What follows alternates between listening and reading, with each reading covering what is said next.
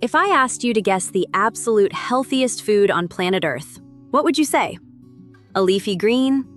A fancy green juice?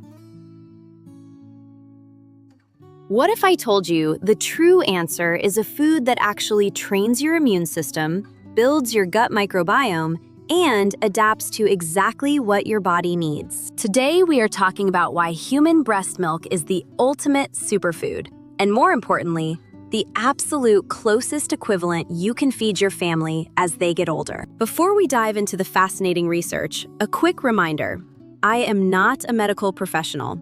I am a 32-year-old mom, wife, and passionate researcher who completely transformed my own severe autoimmune and mobility struggles through holistic dietary changes. Today, I just want to share the science I found and the natural, ancestral habits that have worked for my family, so you can understand what is actually going on inside your amazing body. In the wellness space, we constantly hear the blanket statement that dairy is bad for you and causes inflammation.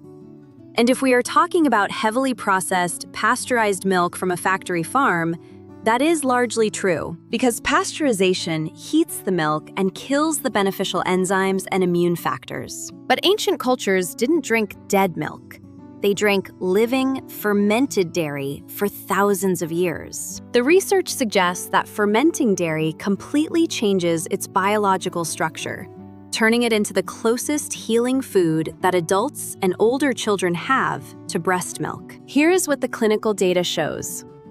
When a baby drinks breast milk, they are actually receiving half of the mother's innate immune system. It contains specialized proteins that help seal the gut wall, and sugars that specifically feed good microbes rather than the baby itself. While adults and older children aren't drinking breast milk, fermented dairy, like kefir, real yogurt, and raw cheese, offers incredibly similar immune-supporting benefits. During fermentation, good bacteria break down the dairy proteins into much smaller, easily digestible pieces.